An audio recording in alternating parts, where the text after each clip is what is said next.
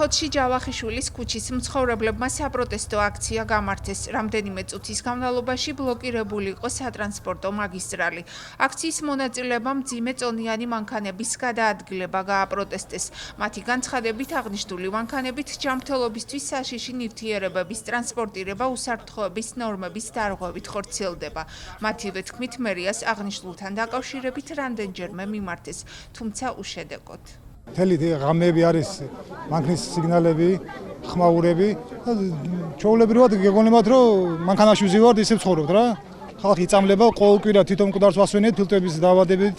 და აგერ გადახედეთ პორტს რა, ტვირთები შემოდის, სულ ერთი ქარი აიწევა და ყველაფერი შემოდის ჩვენ ფანჯრებში და ჩვენ ოჯახებში და ამიტომ ვთხოვეთ 4-ჯერ ვთხოვეთ მერიას, აგერა საბუთები ყველაფერი, ხელმოწერები. რას ვითხოვთ და შეაჩერონ ეს საშიში ტვირთების გაზადიდვა. შეკრებილებთან ფოთის მერი გოჩა კურდღელია და ადგილობრივი ხელისუფლების წარმომადგენლები მივიდნენ. როგორც მათ განაცხადეს, საკითხის შესწავლა მიმდინარეობს, რაშიც ყველა შესაბამისი უწყებაა ჩართული. ნორმების დარღვევით, ეხლა ნორმების დარღვევით მიმდინარეობს თუ არა, ჩვენ არ ვართ კომპეტენტური ამ საკითხში პასუხი გავცეთ.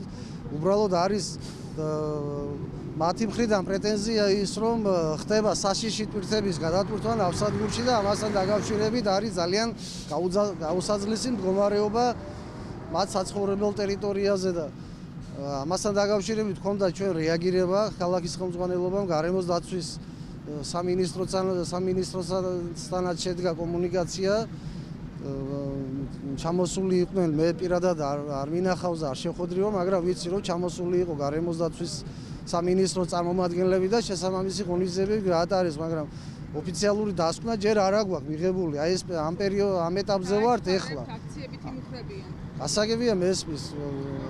ამასთან ერთად იყო მოთხოვნა, რომ ეს ძიმეწონიანი მანქანები გადაადგილდებიან საყვირებით და ასე შემდეგ, ასევე შესასვლელთან დაკავშირებით, რომ იხერგება გზა და ძალიან გაუსაძლისი მდგომარეობა ამ კუთხითაც რა. აი ეს იყო ძირითადი პრობლემური საკითხები რა, რაზეც ჩვენ მქონდა საუბარი. ადგილზე მობილიზებული იყვნენ სამართალდამცველები. საკითხის მოუგვარებლობის შემთხვევაში ჯავახიშვილის ქუჩის მცხოვრებლები აქციების გამართვით იმუქრებიან.